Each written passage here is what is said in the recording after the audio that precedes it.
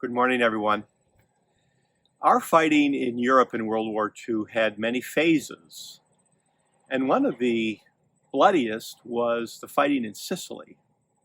That happened after we landed in North Africa, but about a year before we landed in France for D-Day. And it was on this date in 1943, August 17, that George Patton entered Messina. A few hours later, the British, under Montgomery, entered, thus signifying the end of the fighting in Sicily.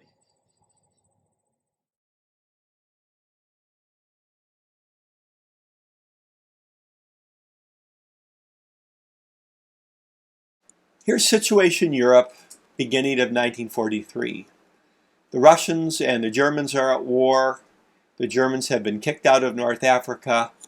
And what's the next step for the Americans and the British? And Churchill wanted us to go through the Mediterranean, and he convinced FDR that that was doable.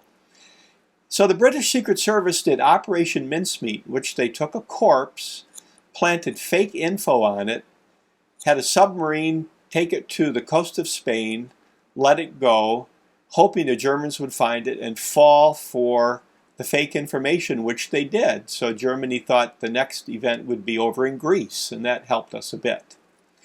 So this map of Sicily shows that Montgomery on the right and Patton in the center are going to do two different landings, and the goal is to head to the northeast corner of Sicily where Messina is.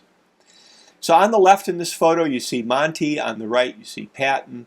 Each guy pretty strong-willed, and because their commander, General Alexander, was vague, they ended up doing kind of what they wanted in Sicily. Here's amphibious landing in Sicily. We had done this in North Africa, did it on a larger scale in Sicily. We'll do it on a much larger scale 11 months later in Normandy. And one thing became really clear, that naval gunfire in support of ground troops was really effective. And many who have studied this think that our Navy should have done more of this. One thing they learned early on is that tanks do not work well in hilly terrain with terrible roads. And some of the American troops relied on mules and horses in some of their transportation. This is members of the 82nd Airborne. So we used paratroopers in Sicily, so did the Germans. They weren't perfect. Pilots were inexperienced. Sometimes they were shot down by friendly fire. We used gliders, pictured here. Same kind of thing, and a lot of the rough edges would need to be smoothed over before Normandy in 11 months. And the role of the air power was a mess.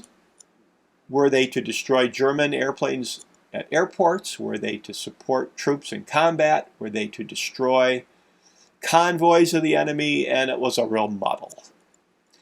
Well, Mussolini had to resign during the fighting in Sicily. People were sick of him. They were sick of fascism. Hitler had ended up installing him in a puppet government later, but eventually Italians captured him and executed him. This is the northeast corner of Sicily. Note Messina at the top is right across the Strait of Messina from the toe of Italy. So the Germans were retreating toward Messina. They did a really good job of delaying actions so they could try to get their army and its equipment off the island. And it was while this was going on that Patton, pictured here apologizing to troops, slapped two soldiers at two different field hospitals a week apart.